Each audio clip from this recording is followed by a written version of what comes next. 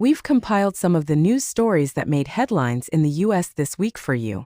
Enjoy watching. Super Bowl controversy.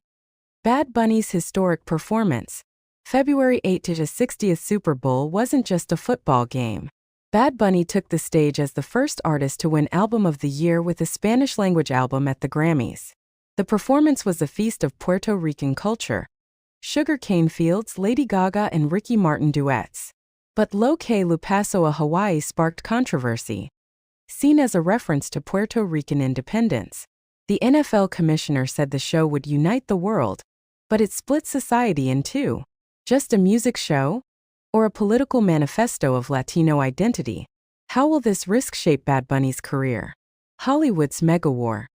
Paramount sweetens Warner offer. Paramount is going all in to acquire Warner Bros. Discovery, added to its $77.9 billion bid. They'll pay the $2.8 billion breakup fee Warner owes Netflix. They're promising shareholders $650 million in waiting fees for each quarter of delay. Redbird Capital. We're putting our money where our mouth is. Warner made a $72 billion deal with Netflix in December, but Paramount wants the whole company. CNN, TNT, Food Network included. Warner's management is resisting. Will Hollywood's biggest acquisition happen? SAVE Act stalled in Senate. Why is election security waiting? Republicans passed the SAVE Act twice in the House. Require citizenship proof to vote in federal elections. But the bill stalled in the Senate. Republicans' majority is at risk in the 2026 midterms. History shows. The president's party loses seats in every midterm. Election security is vital now. But some Republican senators Rand Paul, Susan Collins, Lisa Murkowski are opposed. They're afraid to break the filibuster. Yet Democrats said they'd eliminate it first thing if they regain power. The latest version is tougher. Photo ID required for registration and voting. 80% of voters support it. So why are leaders hesitant? Historic Texas Senate race. Democrats chase big opportunity. 2020 SAX's wildest election will happen in Texas. Republican Attorney General Ken Paxton is challenging four-term Senator John Cornyn. MAGA radical versus conservative establishment. Paxton survived a 2023 impeachment process for corruption. Now he leads in the polls.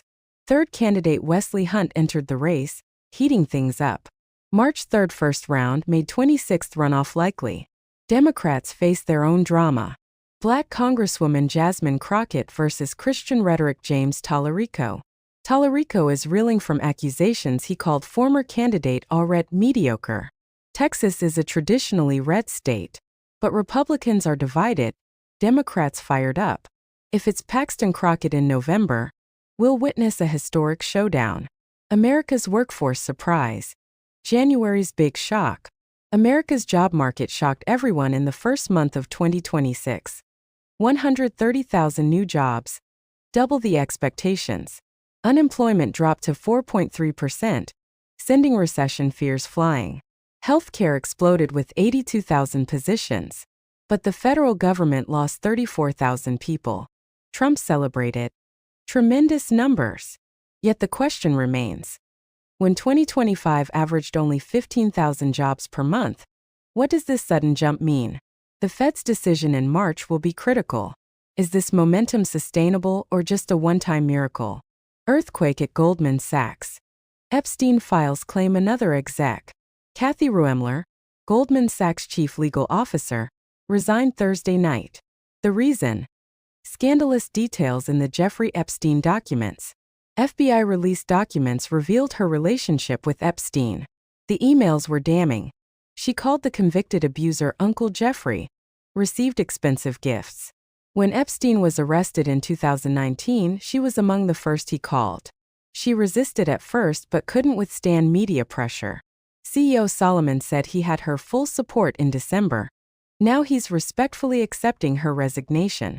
The real question: how many other names on Wall Street are in these files? Who's next? The Nancy Guthrie mystery. FBI posts $100,000 reward. 84-year-old Nancy Guthrie has been missing for 2 weeks. She left her Arizona home and was never seen again. The FBI is offering $100,000 for information. The doorbell camera footage is chilling. A 5 feet 9 inches man with a black backpack.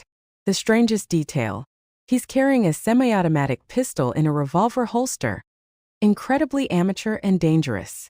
Former FBI agents call this a mistake no professional would make. The FBI found gloves, but it's unclear if they belong to the suspect.